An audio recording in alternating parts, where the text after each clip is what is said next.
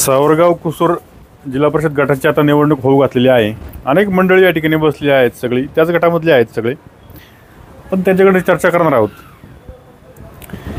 गटाची आता निवडणूक होऊ घातलेली आहे, काय वातावरण आहे, कसं आहे वातावरण? तसं हा गेली 25 वर्ष रामदास शेठ चव्हाणपासून तर आज तागायत या मतदारसंघात सेनेचा जिल्हा परिषद सदस्य निवडून आलेला आहे. बर, परंतु आता जे वर पक्षांची जी हेळसांड झालेली आहे त्यामध्ये एक सच्चे कार्यकर्ते यांना म्हणजे आधार देणारं कोणीच राहिलं नाही. बर, आज या ठिकाणी ज्यांना आम्ही निवडून दिलं त्यांनीच कार्यकर्त्यांची आज गैरसोय केलेली आहे. तुमचा इशारा कोणाकडे आहे तुमचा? आता तुम्ही तर आम्ही सगळ्यांना ज्यांना निवडून दिलं त्यांनी आम्हाला म्हणजे कार्यकर्त्यांची काय त्यांनी आमच्याकडे पाहिलेलंच नाही का बा आम्ही कुठे जातोय, निवडून येतोय, म्हणजे नेते पुढे निघून गेले आणि विसरून गेले आणि कार्यकर्ते मागे राहिले. बर, आज 35 वर्ष ते जे कार्यकर्ते आहेत त्यांच्या जीवावर आपण निवडणूक लढवतोय, त्यांच्याकडे त्यांनी मागं बघितलं पाहिजे ना. म्हणजे उचलतात. शिवसैनिकांची खंत आहे थोडक्यात, शिवसैनिकांची खंत आहे. आणि आजही हा जो बालेकिल्ला आहे हा शाबूत राखण्यासाठी आमच्यासारखी जुनी मंडळी आहेत, ही तनमन धनाने काम करणार आहेत. मग तुमच्यासारख्या जुन्या माणसांचं मतप्रवाह काय हा जाणून घ्यायचा आम्हाला. मतप्रवाह आमचा जो जसं उद्धव साहेबांना मशाल चिन्ह मिळालं, त्यांचं हक्काचं चिन्ह असतानाही त्यांच्यावर सुद्धा ही कुरघुडी झाली. पण जसं उद्धव साहेबांचं जे मार्गदर्शन आहे त्या मार्गदर्शनाने आम्ही चालणार. आता जर आपण पाहिलं तर तिथं बरेच जण इच्छुक आहेत. मग त्याच्यामध्ये विद्यमान सदस्य गुलाबशेठ परके असतील, संतोषदादा चव्हाण असतील, आशाताई देखील याच गटात विचार करत आहेत, संध्याताई बघत आहेत. काय आता सगळं वातावरण कसं आहे का जे नौके उमेदवार आले त्या वेळेला पक्षाने त्यांना सामावून घेतलं, त्यांना मोठं केलं. आजही कार्यकर्ते आहेत तिथंच आहेत आणि त्यांनी मोठे होत असताना त्यांना जे फंडिंग आहे समजा जिल्हा परिषद त्या ठिकाणी मी निवडून गेलो तर मी फंडिंगची कामं करू शकतो. ते काय बा कोणी खिशातून काम नाही करीत. प्रत्येक जणाला आहे ना फंडिंगमध्ये जी कामं करायची विकासाची ती फंडिंगमधून होतात. जे कोण काय खिशातून करीत नाही, कोण खिशातून नाही करीत. तुम्ही मला निवडून द्या, मी सुद्धा करू शकतो. तुमची नाराजी कोणावर आहे? नाराजी आम्हाला सोडून गेलेल्यांवर आहे.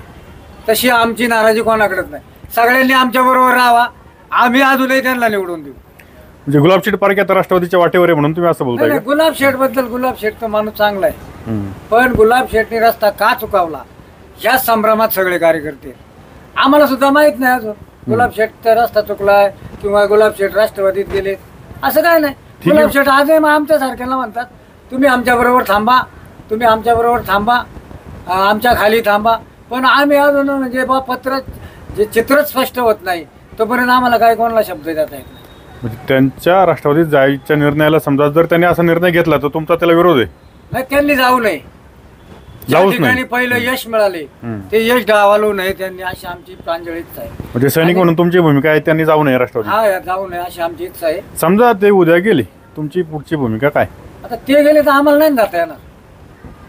नाही, मग राजकीय भूमिका काय? आतापर्यंत धांगड साहेब पहिले आमदार आम्हीच केले. धांगड साहेब गेले तर आम्ही नाही गेलो त्यांच्या बरोबर. आजही धांगड साहेबांचे उजवे हात आहेत आम्ही. तुम्ही अर्ध्या रात्रीला धांगड साहेबांना कधी विचारा, ते आम्हाला विसरले नाही, आम्ही त्यांना विसरत नाही. त्यांना जो तालुक्यात त्रास झाला, धांगड साहेब आम्हाला सोडूनच गेले नाहीत आजही आम्ही समजतो. पण त्यांना पाडण्याचा जो युवराशना या तालुक्यात झाली आणि एका चांगल्या माणसाला गमावलं, तशीच परिस्थिती आज गुलाबशेठची होणार आहे. ठीक आहे, बाकीचे पण 3 उमेदवार आहेत, त्याच्यामध्ये आशाताई आहे, संतोषदादा चव्हाण असतील, संध्याताई बघत असतील, कोण वरचं ठरेल मग आता? म्हणजे सैनिक कोणाचा विचार करेल? सैनिक म्हणजे जर आम्हाला एखादा नेता मिळाला तर आम्ही त्यांचं चांगलं काम करणार. म्हणजे गुलाबशेठ जर गेले तर मशालीला त्या भागात नेतृत्वच राहिलं नाही, हा असं म्हणा ना. आम्हाला त्यावेळेला कंबर कसावं लागेल, उमेदवार सापडावं लागेल, खालचे वरचे आम्ही उमेदवार सापडावणार. आम्ही मतदारसंघ खुला सोडणार नाही. आमच्या मतावर सगळ्यांचं ध्यान.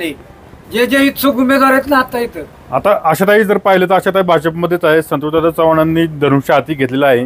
संध्याताईंची अजून निश्चिती नाही, म्हणजे ते अपक्ष लढतील, कोणत्या पक्षाकडनं जातील. त्या जर तुमच्याकडे आल्या तर तुम्ही स्वागत कराल का? आलं तर स्वागत आणि त्यांचं स्वान करणार आम्ही या तालुक्यात.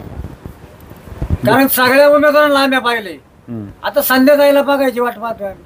त्या जर आले तर आमचं स्वागत करू आम्ही त्यांचं. म्हणजे संध्याताई जर एक शिवसैनिक म्हणून किंवा उद्धव साहेबांचे सैनिक म्हणून जर तुमच्याकडे आल्या हा तर तुम्ही स्वागत करणार. स्वागत करणार.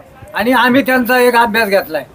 त्या काय नुसतं संध्याताई म्हणून संध्याताई नाहीयेत, त्यांचा सुद्धा आम्ही अभ्यास घेतलाय का किती कार्यक्षम आहे, कर्तृत्वशील आहेत, याचा अभ्यास आम्ही केलेला आहे. आणि त्या टप देऊ शकतात. अहो त्यांच्याकडे व्हिजन आहे तालुक्यात. ती काय नुसती नावापुरती संध्याताई नाहीये, त्या बाईक व्हिजन आहे. आणि आतापर्यंत त्यांनी आमचा वापर केलेला आहे.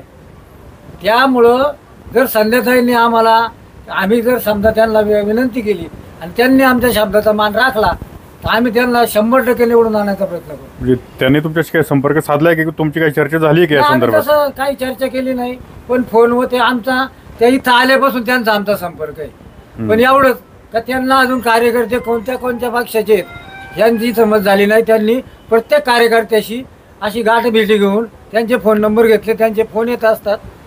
आम्ही काय त्यांना अजून शब्द दिला नाही, पण शब्द जर त्यांना आम्ही दिला तर आम्ही जीवाचं रान करू, पाठीची ढाल करू आणि त्यांना निवडून आणू. त्यांचं काम कसं आहे संध्याताईंचं? अहो काम एकच नंबर आहे. त्यांना प्रशासनातला अतिशय नॉलेज आहे. त्यांनी आता 2-3 कामं चालू केली, वाजवल्यात. बिबट प्रश्न वाजवलाय.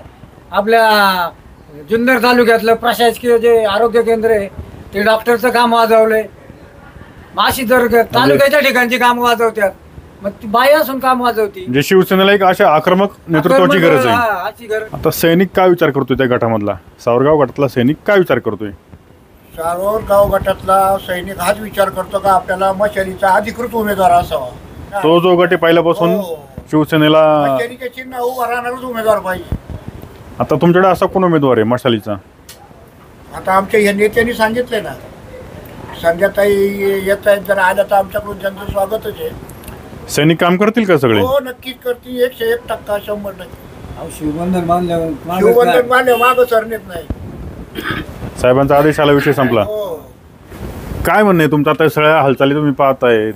आज या ठिकाणी मी इथं आल्यापासून सगळे शिवसैनिक इथं फोन करतात की बाबा काय करायचं आपल्या मशालबद्दल, काय करायचं. तर त्यांनी एकच सांगितले का आपला जर उमेदवार चांगल्या पद्धतीचा मिळाला तर आज त्यांच्या पुढं संध्याताई दिसतात त्यांच्या चष्म्यात. ते जर आले तर ते म्हणतात बा आम्ही सगळी मंडळी त्यांचं काम करू. मी तर राष्ट्रवादीचा आहे, पण तो नवा चेहरा जर शिवसेनेला किंवा तालुक्याला मिळत असेल आमच्या गटाला तर मी सुद्धा त्यांच्या बरोबर राहील. तुमचं कोणतं गाव कोणतं तुमचं? आमचं गाव कंपोस्ट येणार. तुम्ही राष्ट्रवादीचे तरी जर समजा तरी तुम्हाला पण संध्याताई जर उभं राहिल्या, नवा चेहरा आहे ना, नवा चेहऱ्याची पावलं नवीच आहेत आणि आम्हाला 2-3 ठिकाणी अनुभव आलाय, त्याच्यामुळे आम्ही त्यांना साथ करणार. ठीक आहे, धरणारा माणूस नाही. ठीक आहे, बरोबर. तुम्ही सरपंच आहात. हा, पण तुमचं मत तर मांडा ना, तुमचं मत मांडा. तो माणसाची किंमत देणारा मी आहे. आला का लक्षात?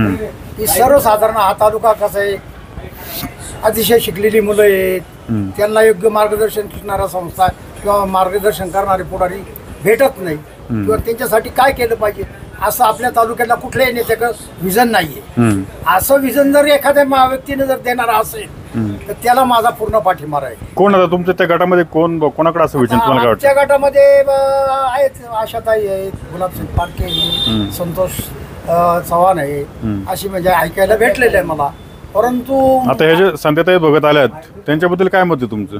आल्यात जर तर त्यांचं विजन जे असेल त्या विजनला जर आम्हाला आवडलं तर आम्ही त्यांच्या पाठीमागे राहू शकतो. समाजाची जी काय गलत कारभार होतो, पंचायत समिती असेल, पोलीस स्टेशन असेल, ह्या ठिकाणी अतिशय चुकीची कामं होतात. आता आक्रमक नेतृत्व आहे समजा, आणि अशी कामं का होते, भ्रष्टाचाराची कामं तिथं चालतात आणि सामान्य लोकांची कामं होत नाही. आणि या कामाच्या बाबतीत मी विरोधक आहे पहिला. कारण की समाजाचा पैसा कुठं जाता कामा नाही, किंवा गोरगरिबाचा पैसा, कोणा शेतकऱ्याचा पैसा कामा जाता नाही. अतिशय अडवणूक केली जाते काही काही ठिकाणी, त्यामुळे लोकांची कामं होत नाही. असं मी आज 60-65 वर्षाच्या काळामध्ये मी पाहत आलेलो आहे या ठिकाणी, या तालुक्यामध्ये. ह्या तालुक्याची परिस्थिती अशी, हा तालुका काय पुढे गेलेला नाही ह्या बाबतीमध्ये, अलग लक्षामध्ये. त्यामुळे हा तालुक्याला म्हणजे जो कोणी विजन चांगलं मांडेल तुम्ही त्याला साथ देणार, तो कोणी कोणत्याही पक्षाचा असो, भले तो कोणत्या पक्षाचा असो, विजन मांडणारा माणूस पाहिजे. ठीक आहे.